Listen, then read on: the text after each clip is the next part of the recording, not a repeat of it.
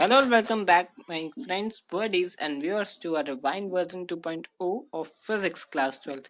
काफी दिनों से हम केमिस्ट्री कवर कर रहे थे, लेकिन आज फिजिक्स का एपिसोड नंबर 13 हम स्टार्ट करेंगे और उसमें चैप्टर 4 मूविंग चार्ज और मैग्नेटिज्म चैप्टर को हम एंड कर देंगे। इसके बाद हम मैग्नेटिज्म एंड मैटर चैप्टर पर आएंगे, देन उसके आगे के चैप्टर हम कवर करेंगे। So moving charge and magnetism, इस चैप्टर में अभी तक हमने पढ़ा कि मूविंग चार्ज जो है एक इलेक्ट्रॉन अगर मूव करता है तो उससे मैग्नेटिज्म कैसे प्रोड्यूस होता है। काफी उसके कॉन्सिक्वेंटिव्स भी देखी हमने, देखा बायट-सैवर्ट लॉ देखा। आगे हम देखेंगे एम्पियर का circuital law, ampere circuital law. यहाँ जो बायट-सैवर्ट लॉ हमने देखा, एक सिंगल चार्ज जो स्ट्रेट करंट कैरिंग कंडक्टर से जो मैग्नेटिक फील्ड जो उसके पॉइंट परपेंडिकुलर पॉइंट पर जनरेट होती थी या उसके जस्ट नियर पॉइंट पर जो जनरेट होती थी वो हमने निकाली। अब यहाँ पर हमारी मैग्नेटिक फील्ड हमें निकालनी है, करंट कैरिंग सर्कुलर कॉइल है यहाँ पर, और उसकी एक्सिस पर हमने मैग्नेटिक फील्ड निकालनी है। कंसीडर हमने कर रखी है एक सर्कुलर कॉइल जिसमें आई करंट फ्लो कर रहा है, उसकी रेडियस है आर, और जो हम छोटा सा पॉइंट लेंगे जहाँ पर हमें मैग्नेटिक फील्ड निकालनी है दैट इज पी पॉइंट, उसकी एक्सिस पर हम एक पी पॉइंट ले लेंगे।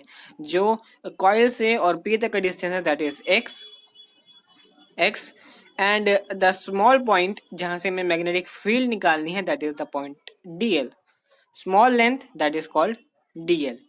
अब डी एल अगर हमने ले ली तो पी पॉइंट और डी एल पॉइंट के बीच का जो डिस्टेंस है वो R square plus x square के अंडर रूट आएगा, जैसे पाइथागोरस थ्योरम हमने लगाई थी। वैसे ही यहाँ पर बी डिस्टेंस जो है वो R square plus x square के अंडर रूट का फाइनल सॉल्यूशन बी होगा। और जो बी यहाँ पर कैपिटल है वो मैग्नेटिक फील्ड है, और जो स्मॉल बी है वो डिस्टेंस है पी और डीएल के बीच का। सो अगर जो हमारा छोटा सा पॉइंट डीएल है उससे जो छोटी सी मैग्नेटिक फील्ड जनरेट होगी दैट इज डी बी, तो डी बी हमने जैसे वायर के केस में निकाली थी ऐसे ही डी बी यहाँ भी आएगी, that is mu naught upon 4 pi I into D L upon R square into the sine of theta. Sine theta यहाँ भी इंपॉर्टेंट है हमारे लिए, क्योंकि साइन थीटा वैसे तो 90 है, यहाँ पर साइन थीटा वैसे तो 90 है, बट साइन यहाँ पर इंपॉर्टेंट कंपोनेंट है। साइन ना हो तो हमारा एंगल पर बात आकर अटकती है, लेकिन साइन 90 है तो साइन 90 तो 1 ही होता है, तो यहाँ पर कोई भी बात नहीं आने वाली। डीएल पॉइंट के लिए जो मैग्नेटिक फील्ड लगेगी D B that is mu naught upon 4 pi into I D L upon R square. अब ये निकली है एक छोटे से पार्ट डीएल के लिए। पूरे स्फेयर के लिए, पूरे सर्कुलर कॉइल के लिए अगर हमें निकालनी है तो इसको इंटीग्रेट करना पड़ेगा हमें from the point around the circle. So B हमारे पास इंटीग्रेट करने के बाद आएगा डी बी कॉस थीटा। अब यहाँ पर कॉस थीटा एक कॉम्प्लीमेंट्री हमारे पास थिंग आ चुकी है, जहाँ पर हमें डी बी को अगर इंटीग्रेट करना है, जो छोटी सी मैग्नेटिक फील्ड है उसको इंटीग्रेट करना है, तो वहाँ पर जो हमारे पास डीएल जो हर पॉइंट पर डीएल है उसकी वजह से जो इलेक्ट्रिक फील्ड, जो इलेक्ट्रिक फोर्स लग रहा है, जो ड्यू टू इलेक्ट्रिक फील्ड लग रहा है, जो आई करंट फ्लो हो रहा है उसकी वजह से जो हमें मैग्नेटिक फील्ड प्रोड्यूस हो रहा है वो हर पॉइंट पर प्रोड्यूस हो रहा है। जैसे कि अगर हम टेंजेंशियल देखें तो टेंजेंशियल जो पी पॉइंट पर है वो अगर आगे एक्सटेंड करें तो डाउनवर्ड्स जा रहा है डी बी, और अगर नीचे वाले डी एल पॉइंट से लें तो वो ऊपर जा रहा है डी बी। तो ये जो डी बी और जो हमारे एक्सिस के बीच का डिस्टेंस है दैट इज थीटा, और एक्सियल लाइन को हम कहेंगे D B cos theta. D B cos theta एक हमारे लिए बेनिफिशियरी कंपोनेंट है जिसकी वजह से मैग्नेटिक फील्ड को हम इंटीग्रेट कर पाएंगे। तो डी बी कॉस थीटा एक बेनिफिशियरी कंपोनेंट है तो उसको हम लेकर चलेंगे। So B is equal to integration of d B की वैल्यू डाल देंगे mu naught upon 4 pi I D L upon R square, और जो कॉस थीटा हमारे साथ चल रहा था वो चलेगा। अब कॉस थीटा की जो वैल्यू है वो हमें पता है बेस अपॉन हाइपोटेन्यूज, तो बेस हमारे पास क्या है आर, बेस आर है, परपेंडिकुलर हमारे पास बी है, हाइपोटेन्यूज हमारे पास बी है, तो R upon under root of R square plus x square, ये हमारे पास कॉस थीटा की वैल्यू आ जाएगी। अगर हम इस साइड देखें तो b की जो वैल्यू है वो mu naught upon 4 pi I upon R square और कॉस थीटा इंटीग्रेशन के बाहर आ जाएंगे, क्योंकि ये सारे कांस्टेंट है। बदल क्या रहा है, सिर्फ dl बदल रहा है, तो dl के अराउंड हम इसको इंटीग्रेट करेंगे and then we can finally put out the answer. अगर जो हम dl को इंटीग्रेट किया तो mu naught upon 4 pi I upon B square into cos theta into जो इंटीग्रेशन dl की थी वो है 2 pi R. 2 pi R circumference है सर्कल का, पूरे सर्कल का सर्कमफ्रेंस आ गया। अब जो कॉस थीटा की वैल्यू है R upon under root of R square plus x square, और जो बी स्क्वायर की वैल्यू है X square plus R square, उसको हम इस फॉर्मूले में यूज कर देंगे। तो जो हमारे पास यूज करने के बाद जो टर्म बनेगी उसको हम देख लेते हैं। यूज करने के बाद हमारे पास ये टर्म बनेगी, that is mu naught upon 4 pi I upon में R square plus x square into R upon में under root of R square plus x square into 2 pi R. In the numerator यहाँ पर हमारे पास पाई बच रहा है, are बच रहा है, अगेन आर बच रहा है और 2 बच रहा है। तो 2 pi R square, that is not 2 pi R square, pi R square जो है वो सर्कल का एक एरिया होता है। तो पाई आर स्क्वायर सर्कल का अगर एरिया है तो उसको हम एरिया से सब्सटीट्यूट कर देंगे and then we can finally put out the substitution in the formula. जो फॉर्मूला है उसमें सब्सटीट्यूशन पुट कर देंगे, that is B is equal to mu naught upon 4 pi 2 I A current है और ए एरिया है, अपॉन में जो है हमारे पास R square plus x square raise to the power 3/2, क्योंकि रूट की पावर हाफ है और वहाँ पर पावर 1 है। तो इन दोनों को हमने मिक्स कर दिया and then we can finally put the answer. Special case की बात करें तो एक स्पेशल केस यहाँ पर भी बनता है, जब x जो डिस्टेंस है p और सर्कुलर कॉइल का वो बहुत ज़्यादा बड़ा है एज कम्पेयर टू रेडियस, तो हम रेडियस को नेग्लेक्ट कर देंगे। तो फॉर्मूला बनेगा mu naught upon 4 pi 2 IA upon में एक्स क्यूब। सो ये फॉर्मूला हमारे पास सीधा सीधा जनरेट होगा, कंपैरिजन एक्स के कंपैरिजन में रेडियस बहुत छोटी है, बहुत छोटी है। आगे बढ़ते हैं तो आगे हमारे पास आता है ampere circuital law. Ampere circuital law क्या कहता है, जहां पर भी एक क्लोज्ड लूप बनेगा, जहां पर भी एक क्लोज लूप बनेगा around the straight current carrying conductor, तो वहां पर जो मैग्नेटिक फील्ड होगी जो करंट के अराउंड, करंट कैरिंग कंडक्टर के अराउंड है, उसको हम इक्वल करेंगे म्यू नॉट टाइम्स जो करंट कंडक्टर में फ्लो हो रहा है, mu naught that is permeability into में current. So B dot dl is equal to mu naught I. It states that closed line integral, क्योंकि ये closed loop है, closed loop है तो closed line integral ही होगा, यानी कि लाइन कहीं से डिस्क्रीट नहीं है। Closed line integral of magnetic movement या फिर magnetic field around the current carrying conductor is equal to the absolute permeability times the total current threading the conductor. So B dot dl is equal to mu naught times I. Close line integral है तो close line integral को अगर हम integrate करने की कोशिश करें तो वेक्टर साइन हटाते हुए हमें कॉस थीटा लगाना पड़ेगा। कॉस थीटा इसीलिए लगाना पड़ेगा क्योंकि कॉस थीटा एक कंपोनेंट आएगा बीच में, कॉस थीटा का भी कंपोनेंट आएगा बीच में। So cos theta as theta is equal to 90 degree, as theta is equal to 0 degree, so cos 0 is equal to 1, cos 0 1 है। तो integration close line integration of B dot D L, तो b की value हम डाल देंगे mu naught upon 4 pi 2 upon R, B की value जैसे हमने पहले निकाली थी, इनटू में dl। अब dl को छोड़कर बाकी सारे कांस्टेंट है तो बाकी सारे इंटीग्रेशन से बाहर आ जाएंगे, और इंटीग्रेशन से बाहर आ जाएंगे देन इंटीग्रेशन होगा dl का इंटीग्रेशन फिर से आएगा 2 पाई आर आ गया। 2 पाई आर पुट करने पर हमारे पास जो पाई से पाई हमारा कैंसिल हो जाएगा, 2 से 4 कैंसिल हो जाएगा, अगेन 2 से 4 कैंसिल हो जाएगा, आर से आर कैंसिल हो जाएगा, बचना क्या है म्यू नॉट और आई। और इधर क्या था हमारे पास B vector dot D l vector is equal to mu naught times I. So that is this states for this law is valid for only close loop. अगर कोई क्लोज लूप है उसी के लिए ये लॉ वैलिड है। अब आती है एम्पेयर सर्किटल लॉ की एप्लीकेशन क्या होगी, एक सोलेनॉइड है और एक टॉरॉइड है। अब सोलेनॉइड बेसिकली एक रिंग लाइक स्ट्रक्चर है दैट स्प्रिंग्स एक स्प्रिंग है जिसको हम सोलेनॉइड कहेंगे। अगर वो स्प्रिंग हमने रेक्टेंगल में रखी है तो दैट इज सोलेनॉइड। अगर वो स्प्रिंग हमने सर्कुलर में रखी है, सर्कल फॉर्म में रखी है, and that is known as toroid. So solenoid and toroid में यही बेसिकली फर्क है। अब सोलेनॉइड में हमने एक कंसीडर किया है एम्पीरियन लूप, जो कि ए बी सी डी हो सकता है, क्योंकि क्लोज लूप क्लोज लूप है, इसी वजह से हम इसको एम्पीरियन लूप कह रहे हैं। और ये जो है along the orientation of solenoid है, क्योंकि सोलेनॉइड की जिस तरफ ओरिएंटेशन है उसी तरफ ये प्लेस है। अब एम्पेयर सर्किटल लॉ को यूज करते हुए एक लाइन इंटीग्रल के लिए जो बी डॉट डी एल होता था वो B D L cos theta आता है। अब जो मैग्नेटिक फील्ड अगर हमें निकालनी है ए से डी के लिए, तो हम बारी बारी से एक लाइन इंटीग्रल निकालते जाएंगे, क्लोज लाइन इंटीग्रल निकालते जाएंगे। जो पहले हम चलेंगे फ्रॉम ए टू बी। अब ए टू बी चलने पर हमारे पास जो एंगल है बीच का, दोनों को बीच का एंगल वो बनता है 0 डिग्री, क्योंकि मैग्नेटिक फील्ड भी उसी लाइन है और हम चल भी उसी लाइन में रहे हैं, इलेक्ट्रॉन भी उसी लाइन में चल रहे हैं। Then B dot D l is equal to B, A से बी का इंटीग्रेशन करेंगे तो B D L cos 0 degree, cos 0 degree, cos 0 is equal to 1।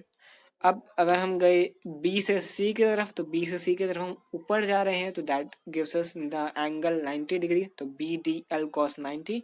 Again हम बैकवर्ड जा रहे हैं तो B D L cos 180 degree, क्योंकि मैग्नेटिक फील्ड इस लाइन में है और हम जा रहे हैं पीछे वाली लाइन में। अगेन हम नीचे उतर रहे हैं, जो डी ए है उसमें हम नीचे उतर रहे हैं, तो अगेन जो एंगल है वो 90 डिग्री, तो जो 90 डिग्री कॉस 90 है वो 0 हो जाएगा। बी डी एल में 180 डिग्री पर कॉस 0 नहीं होगा, कॉस 0 नहीं होगा, बट मैग्नेटिक फील्ड जो सी से डी की तरफ जा रही है वो आउटसाइड द सोलेनॉइड पड़ रही है, और आउटसाइड द सोलेनॉइड हमने पढ़ा ही हुआ है कि मैग्नेटिक फील्ड एग्जिस्ट नहीं करती है, तो वहाँ पर बी 0 हो जाएगा। और जो हम डी ए लूप में आ रहे हैं तो वहाँ बी डी एल कॉस 90 है, 90 तो ऐसे ही 0 होता है, तो दैट गिव्स अस 0। तो बेनिफिशियरी कंपाउंड हमारे लिए ए से बी की तरफ इंटीग्रेशन है, तो बी डी एल कॉस 0।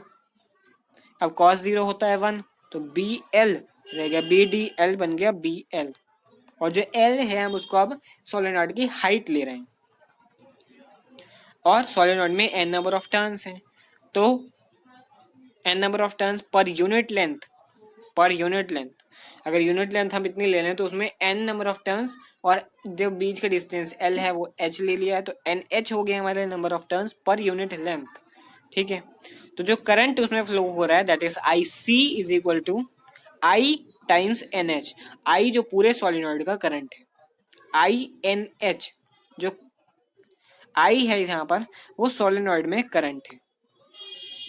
अब एम्पेयर सर्किटल लॉ से हम B H is equal to mu naught I हमें पता है, और जो बी एच है वो तो बी एच ही रहेगा, बी एच ही रहेगा, और जब करंट की वैल्यू है म्यू नॉट आई की जगह mu naught I N H डाल देंगे, क्योंकि आई की वैल्यू सोलेनॉइड में ये है I N H, I into number of turns into the length.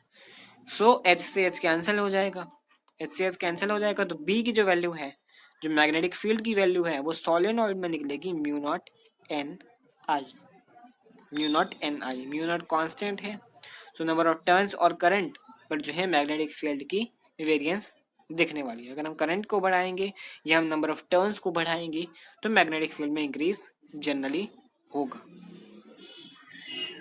Torrid की बात करें तो टॉरॉइड वैसे ही हमने बताया एक सर्कुलर सोलेनॉइड है। अब सर्कुलर सोलेनॉइड है तो वहां पर हम तीन कंडीशन लेंगे। पहली कंडीशन जब वो एक होलो स्पेस में है तो वहाँ कितनी मैग्नेटिक फील्ड होगी, जब वो टॉरॉइड के अंदर का केस है तब कितनी मैग्नेटिक फील्ड होगी, और जब वो टॉरॉइड से बाहर है तो वहाँ पर कितनी मैग्नेटिक फील्ड होगी। ठीक है, यहाँ तीन केसेस लेंगे तो तीन केसेस में मैग्नेटिक फील्ड का अच्छा अंदाजा हो जाएगा। अगर मैग्नेटिक फील्ड को हम लूप 1 में माने जहाँ पर A1 है, जहाँ पर होलो स्पेस है, तो वहाँ पर लेंथ जनरली 2πr1 होगी, 2πr1, क्योंकि r1 जो है वो रेडियस है, r1 रेडियस है अंदर की जो होलो स्पेस है, r2 रेडियस है उसकी, और r3 रेडियस है बिल्कुल बाहर की। बट लूप यहाँ पर जो है लूप ही नहीं है, मतलब करंट ही नहीं है, तो जो B डॉट डी एल हम करते थे mu naught I, mu naught I, I यहाँ पर 0 है, तो mu naught into zero that is zero, और B dot two pi R, क्योंकि एल की जगह हमने टू पाई आर लिया है, तो two pi R is equal to B dot two pi R is equal to zero. तो कोई मैग्नेटिक फील्ड टॉरॉइड के अंदर at the hollow space generate नहीं हो रही, नहीं हो रही। अब हम सेकेंड केस लें तो अलोंग द लूप हम ले रहे हैं, तो लूप सेकेंड में हम आते हैं A2 में, A2 में, तो जहाँ ये भी लेंथ है वो भी टू पाई आर टू होगी, क्योंकि आर रेडियस चेंज हो रही है। अब यहाँ पर जो करंट है वो I C is equal to N times I. I जो है, आई ई जो है वो एन आई है, और आई जो है यहाँ पर करंट इन टॉरॉइड है, और टॉरॉइड में एन टर्न्स भी हैं। अगर टॉरॉइड में एन टर्न्स है तो B dot two pi R is equal to mu naught N I is equal to B is equal to mu naught N I upon two pi R. ये magnetic field की value यहाँ पर निकलेगी। अब जो capital N है वो भी two pi R N, N जो कि नंबर ऑफ टर्न्स है, एन नंबर ऑफ टर्न्स है, अगर उसको पूरी लेंथ से मल्टीप्लाई कर देंगे पूरा तो वो एक एवरेज पेरीमीटर बन जाएगा टॉरॉइड का, एवरेज पेरीमीटर बन जाएगा टॉरॉइड का। इसी को हम पुट कर दें मैग्नेटिक फील्ड के फॉर्मूले में, that is mu naught upon mu naught into two pi R N I upon में two pi R, two pi R से टू पाई आर कैंसिल हो जाएगा। अगेन जो हमें मैग्नेटिक फील्ड की वैल्यू मिलने वाली है that is mu naught N I. तो सोलेनॉइड ले लें या टॉरॉइड ले लें, सोलेनॉइड ले लें या टॉरॉइड ले लें, तो हमें same value of magnetic field मिलने वाली है। दोनों के केस में क्या फ़र्क है, वो रेक्टेंगुलर केस है, और वही सोलेनॉइड को हमने सर्कुलर के केस में रख दिया है।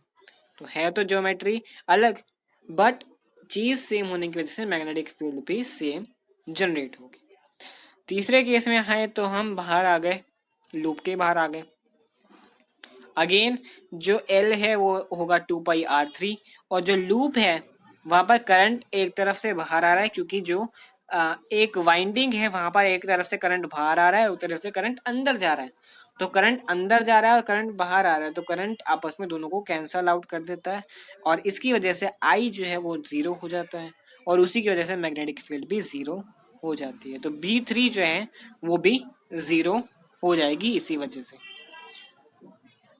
सो नाउ अगेन अगला टॉपिक हम करेंगे टॉर्क ऑन अ कॉइल। अब कॉइल ले लिए हमने, यहाँ रेक्टेंगुलर कॉइल ली है जो कि मैग्नेटिक फील्ड के अंदर है। अब ऐसे रखी हुई है कि मैग्नेटिक फील्ड जो है परपेंडिकुलर है उस कॉइल के, मैग्नेटिक फील्ड परपेंडिकुलर है उस कॉइल के, कॉइल कुछ ऐसे प्लेस की गई है।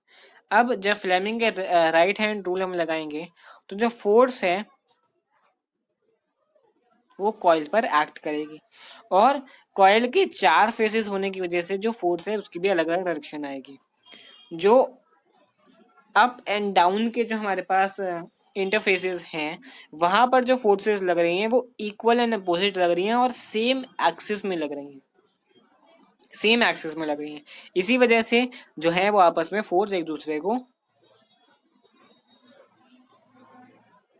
कैंसल आउट कर देंगी। एंड देन अब जो पैरेलल के फेसेस हैं हमारे पास, जो कि लेफ्ट एंड राइट के फेसेस हैं, वहां पर भी इक्वल एंड अपोजिट फोर्स लग रही है, but that there's a gap between them, कि एक फोर्स लग रही है आगे, एक फोर्स लग रही है पीछे, बट जो लेंथ है, जो उस कॉइल की लेंथ है वो अगेन एक एक्सिस में नहीं है, वो एक एक्सिस में है कॉइल की, and then forces again acting on the axis. तो ये अगर इसको हम देखें ध्यान से, सो ये हमारे पास जो फोर्स है वो एक साइड पे लग रही है, दूसरी फोर्स दूसरी साइड पे लग रही है, बट ये जो बीच का डिस्टेंस है ये हमारे पास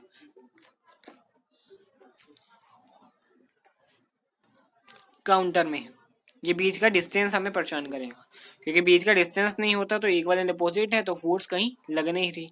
बट इस फोर्स की वजह से जो टॉर्क, यानी कि जो टॉर्क जो सर्कुलर मोशन में फोर्स लगती है that is equal to torque, और टॉर्क ही बेनिफिशियल कंपोनेंट है इसके सर्कुलर मोशन के लिए, क्योंकि ये कॉइल जो है सर्कुलर मोशन में मूव करेगी। सो टॉर्क इसके लिए बेनिफिशियल कंपोनेंट है। पहली बता दिया कि जो ए बी सी और ए डी पर है फोर्स एक्ट करेगी सेम प्लेन में, और जो ए बी और सी डी है वो भी फोर्स एक्ट करेगी ऑपोजिटली बट डिफरेंट प्लेन में। इसी वजह से कॉइल मूव करना स्टार्ट करेगी और टॉर्क उस पर लगेगा। जैसे कि यहाँ पर है, जैसे कि यहाँ पर हमारे पास है ये जो डायग्राम है, इसमें एक जा रही इधर की तरफ, एक जा रही है इधर की तरफ, और बीच में जो मैग्नेटिक फील्ड प्रोड्यूस हुई है हमारी, बीच में जो मैग्नेटिक फील्ड प्रोड्यूस हुई है हमारी, दैट इज दिस, ये मैग्नेटिक फील्ड है। अब यहाँ से जो हमारा कंपोनेंट निकल रहा है वो है एरिया वेक्टर, और जो बीच का ये डिस्टेंस बनेगा दैट इज थीटा, तो ये थीटा है। और जो ये डिस्टेंस है, ये डिस्टेंस इसके बीच का डिस्टेंस है, इसके बीच का जो डिस्टेंस है ये हम x कंक्लूड कर रहे हैं कि ये बीच का डिस्टेंस x है। अगर हमें साइन ऑफ थीटा निकालना हो तो sine of theta is equal to base x upon B C. जो बी सी हमारी है वो ये बी और सी है, ये बी और सी है, ये जो हमारी है ये बी और सी है। तो ये हो गया हमारा बेस और ये हो गया हाइपोटेन्यूस, तो ये हो गया 90 डिग्री, ये हो गया 90 डिग्री। अब अगर ये 90 डिग्री है, ये 90 डिग्री है, तो ये जो एरिया वेक्टर आ रहा है हमारा बीच में, ये क्या होगा? पहले तो हम x की वैल्यू निकाल लेते हैं। x की वैल्यू होगी B C into sine theta, और जो टॉर्क है वो r क्रॉस एफ है। r या हम ले x, r की वैल्यू x में हम सब्स्टिट्यूट कर दिया, तो B C sine theta is into I B L हम फोर्स को कहेंगे।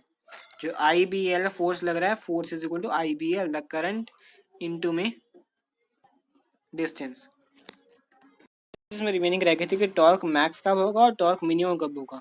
जो टॉर्क मैक्स है, जो फोर्स मैक्स कब लगेगी, जब 90 डिग्री होगा, यानी कि जो एरिया वेक्टर है और जो मैग्नेटिक फील्ड है उसके बीच का एंगल 90 डिग्री होगा, तब लगेगी। क्योंकि जो मैग्नेटिक फील्ड है वो तो जा ही रही है अपनी लाइन में, अपनी लाइन में ही जा रही है। अगर उसी सेम लाइन में हमारा जो कंडक्टर पड़ा है, यानी कि कंडक्टर और मैग्नेटिक फील्ड के बीच में 0 डिग्री है और एरिया वेक्टर और मैग्नेटिक फील्ड के में 90 डिग्री एंगल है, तो टॉर्क मैक्सिमम लगेगा। और टॉर्क मिनिमम कब लगेगा? जब दोनों के बीच में 0 डिग्री एंगल होगा, यानी कि जो मैग्नेटिक फील्ड है और जो हमारा कंडक्टर है वो बिल्कुल नॉर्मल, तो नॉर्मल परपेंडिकुलर जुड़े हुए हैं, परपेंडिकुलर हैं दोनों, और एरिया वेक्टर और मैग्नेटिक फील्ड के बीच में 0 डिग्री का एंगल है। तो उस केस में जो टॉर्क लगेगा दैट इज मिनिमम, और टॉर्क की एक्चुअल वैल्यू है वो I A B sine theta, sine theta जरूरी है। वेक्टर फॉर्म में लिखें तो I A vector into B vector, that is the simplest vector form. अब बात आती है एक important topic, moving coil galvanometer. Galvanometer हमें पता है कि गैल्वेनोमीटर करंट को डिटेक्ट करने के लिए यूज होता है, एमीटर भी करंट को डिटेक्ट करने के लिए यूज होता है, बट गैल्वेनोमीटर को हम प्रेफर क्यों करते हैं? जब हमें बहुत ही मिनिमम करंट नापना होता है तब हम प्रेफर करते हैं गैल्वेनोमीटर को, क्योंकि एमीटर का अपना कुछ रेजिस्टेंस होगा, तो उसकी वजह से एमीटर में कुछ एरर आएगा, और जो वैल्यू हमें चाहिए, एग्जैक्ट वैल्यू चाहिए, तो एग्जैक्ट वैल्यू के लिए हम गैल्वेनोमीटर को यूज करते हैं या प्रेफर करते हैं। तो गैल्वेनोमीटर का कुछ ऐसा प्रिंसिपल होता है कि उसमें एक कॉपर कॉइल, कॉपर वायर होती है जो कि एक नॉन आयरन फ्लेम पर वाइंड करते हैं हम उसको, नॉन आयरन फ्लेम, और उसको हम बीच में से पाइवेट कर देते हैं, यानी कि जो सिलेंड्रिकल जो है soft iron, non iron frame जो है वो अपनी जगह पर रोटेट तो कर सकता है अपने फिक्स एक्सिस पर, बट कहीं और नहीं जा सकता। जो सिलेंड्रिकल सॉफ्ट आयरन है उसको हम लेने की वजह क्या है कि अगर जो मैग्नेटिक फील्ड है, क्योंकि हम दोनों साइड में, एक साइड पे नॉर्थ पोल मैग्नेट और एक पे साउथ पोल मैग्नेट लगाते हैं, वैसे मैग्नेट का कोई अपना एक मोनोफेस मैग्नेट नहीं होता, बिकॉज मैग्नेट के दो ही फेसेस होंगे, एक नॉर्थ होगा एक साउथ होगा, बट इस साउथ फेस को हमने इधर रख रखा है और उधर से नॉर्थ फेस को हमने आगे रख रखा है। तो नॉर्थ फेस और साउथ फेस जब अपनी मैग्नेटिक फील्ड लाइंस को निकालेंगे ना, तो इस सिलेंड्रिकल फेस, जो सिलेंड्रिकल फ्रेम है, उस पर कोई ना कोई लाइन जो नॉन रेडियल कंपोनेंट होगी, यानी कि जो 90 डिग्री पर एंटर करेगी, कोई ना कोई लाइन ऐसी निकलेगी जरूर, दैट्स इट। सो इस सिलेंड्रिकल नॉन आयरन फ्रेम को लेने का कारण भी पता लग गया। अब ये करेगा क्या, ये इंक्रीज करेगा मैग्नेटिक फील्ड की स्ट्रेंथ को जब करंट फ्लो होगा कॉइल से, और उसकी वजह से एक लगेगा टॉर्क लगेगा क्योंकि ये सिलेंडर घूमेगा घूमेगा। अब ये सिलेंडर ना घूमे, इसकी वजह से हमें इसको काउंटर टॉर्क लगानी पड़ेगी। काउंटर टॉर्क हम लगाएंगे एक छोटी सी हेयर लाइक स्प्रिंग लगाकर, इसके बॉटम में लगाएंगे एक हेयर लाइक स्प्रिंग। तो इस ये जो टॉप व्यू है इसमें हमें पता नहीं लग रहा, बट जो बॉटम व्यू है वहां पर एक हेयर लाइक स्प्रिंग लगी हुई है। इस सिलेंडर को अगर हम ऐसे सीधा देखें तो एक सीधा हमें रेक्टेंगल फेस दिखेगा जिसके लेफ्ट साइड और right side north and south face के मैग्नेट्स लगे हुए हैं, और उससे एक पॉइंटर कनेक्टेड है जिसपे हम करंट की वैल्यूज को देखेंगे। अब ये वर्किंग कैसे करता है, जबकि हमने ऑलरेडी स्टडी किया हुआ है कि जो टॉर्क लगता है वो NIAB है। N जो नंबर ऑफ टर्न्स है, तो N नंबर ऑफ टर्न्स पर NIAB, IAB तो हमने पढ़ा हुआ है। तो NIAB ये वेक्टर फॉर्म में था, स्केलर फॉर्म में इसको लेंगे तो साइन थीटा इंक्लूड होगा। साइन थीटा 90 ही होने वाला क्योंकि हमने लिया सिलेंड्रिकल फ्रेम, इसलिए लिया कि 90 डिग्री पर कोई ना कोई कंपोनेंट बनेगा, तो साइन 90 इज इक्वल टू 1। अब जब हम करंट पास करेंगे तो एक रीस्टोरिंग टॉर्क जनरेट होगा हेयर लाइक स्प्रिंग से, क्योंकि हेयर लाइक स्प्रिंग उल्टी घूमेंगे। ये जो स्प्रिंग घूमेगी भी सही, वो अपने साथ साथ एक रीस्टोरिंग फोर्स को जनरेट करती जाएगी, क्योंकि जब भी हम स्प्रिंग को कंप्रेस करते हैं तो ये स्प्रिंग अपने अंदर एक एनर्जी जनरेट कर लेता है, और अगर हम स्प्रिंग को छोड़ दें तो उसी एनर्जी के साथ वो वापस उसी प्लेस पर आ जाएगी जहाँ पर वो उसकी नॉर्मल कंडीशन है। तो वो टॉर्क जनरेट होता रहेगा, रीस्टोरिंग टॉर्क, और कुछ समय के बाद ये रीस्टोरिंग टॉर्क काफ़ी ज़्यादा जनरेट हो जाएगा, जो कि उस जो मूवमेंट हो रहा है सिलेंड्रिकल फ्रेम का उसको रोकने लगेगा, यानी कि उसके जितना फोर्स ये लग जाएगा, कलेक्ट हो जाएगा। उसकी वजह से पॉइंटर में डिफ्लेक्शन आएगी, पॉइंटर में डिफ्लेक्शन आएगी। अब डिफ्लेक्शन को अगर हम ले लें, पॉइंटर की डिफ्लेक्शन को फाई ले लें, यानी कि एंगल में, किसी एंगल में डिफ्लेक्शन हो रही है तो डिफ्लेक्शन का एंगुलर डिफ्लेक्शन ये है, तो phi is equal to angular deflection. अब के इसको हम लेंगे के फाई, के टाइम्स फाई। तो के है वो है torsional constant of a spring, spring का ये स्प्रिंग कांस्टेंट है, स्प्रिंग कांस्टेंट है। तो दोनों को हम इक्वल रख लेंगे, जो NIAB से टॉर्क लग रहा है और जो रिस्टोरिंग टॉर्क लग रहा है के फाई के साथ। तो फाई की वैल्यू निकलेगी NIAB, या फिर करंट की वैल्यू निकलेगी के फाई अपॉन NAB। दोनों वैल्यूज यहाँ निकल सकती हैं। फाई जो एंगुलर डिफ्लेक्शन हो रहा है, और आई जो करंट कितना फ्लो हो रहा है गैल्वेनोमीटर में। अब गैल्वेनोमीटर से ही हम एमीटर भी बना सकते हैं, और गैल्वेनोमीटर से हम वोल्ट मीटर भी बना सकते हैं। गैल्वेनोमीटर के कुछ चेंज करके हम वोल्ट मीटर, और तो गैल्वेनोमीटर को हम एमीटर में चेंज करेंगे और गैल्वेनोमीटर से हम वोल्ट मीटर भी बनाएंगे। अगर हमें गैल्वेनोमीटर से एमीटर बनाना है तो हमें एक शंट लगाना पड़ेगा। जो शंट है वो एक नेग्लेजिबल टाइप की रेजिस्टेंस है, जो कि गैल्वेनोमीटर को एमीटर में कनेक्ट करने, गैल्वेनोमीटर को एमीटर में बनाने के लिए लगाई जाती है। अब ये शंट जो है वो जो नॉर्मल रेजिस्टेंस है, देखो गैल्वेनोमीटर की अपनी रेजिस्टेंस है उससे बहुत कम है। RG जो गैल्वेनोमीटर की रेजिस्टेंस है, और RS जो है वो शंट की रेजिस्टेंस है।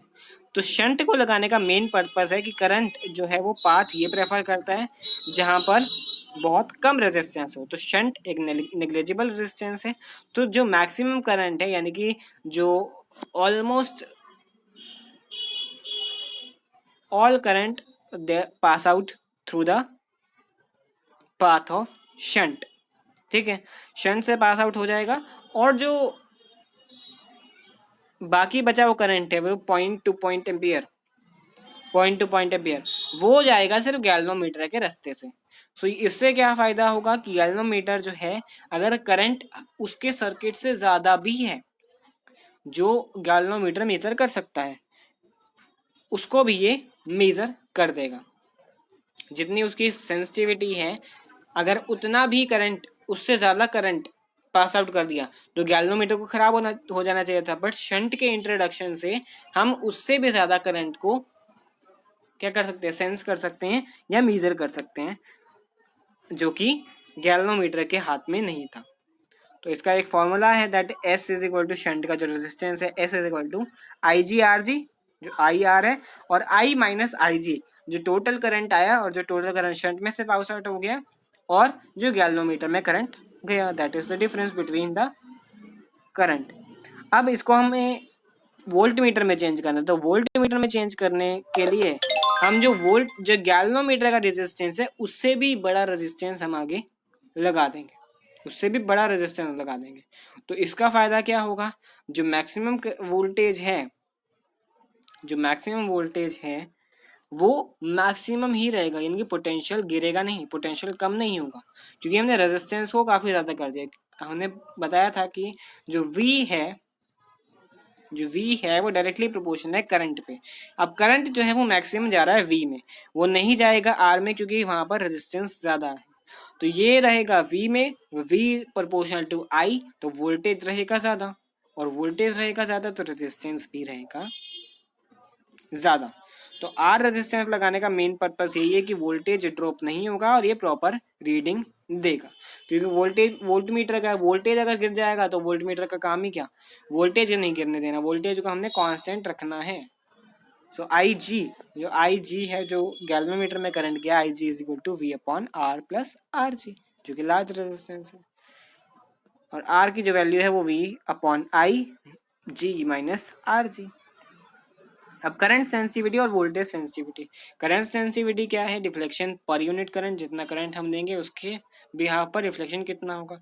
और वोल्टेज सेंसिटिविटी, जो वोल्टेज डिफ्लेक्शन होगा वो पर डिफ्लेक्शन जो होगा वो पर यूनिट वोल्टेज कितना होगा, जितना हम वोल्टेज देंगे उस पर डिफ्लेक्शन कितना होने वाला है। अब जो डिफ्लेक्शन है phi upon I, that is current sensitivity, जो कि डिपेंड करेगा नंबर ऑफ टर्न्स पर, एरिया वेक्टर पर, नॉट एरिया वेक्टर, एरिया पर डिपेंड करेगा, मैग्नेटिक फील्ड पर, और टॉर्सनल कांस्टेंट पर डिपेंड करेगा। डिफ्लेक्शन पर यूनिट वोल्टेज, यानी कि वोल्टेज सेंसिटिविटी डिपेंड करेगा number of turns, area vector, magnetic field, inversely current पर, रेजिस्टेंस पर, as well as torsional constant पर ये डिपेंड करेगा इन्वर्सली। वो इन्वर्सली सिर्फ टॉर्सनल कांस्टेंट पर डिपेंड करेगा। टॉर्सनल भी कांस्टेंट है, जो स्प्रिंग कांस्टेंट है वो कांस्टेंट है, सो वो मैटर नहीं करेगा। अब निकालना है हमें मैग्नेटिक डाइपोल। अगर एक इलेक्ट्रॉन रिवॉल्व कर रहा है around inside a magnetic field, so electron is moving, so ये चार्ज प्रोड्यूस कर रहे हैं, मतलब करंट प्रोड्यूस कर रहे हैं, चार्ज मूव कर रहा है तो करंट प्रोड्यूस कर रहा है। करंट की वैल्यू है I is equal to Q upon T.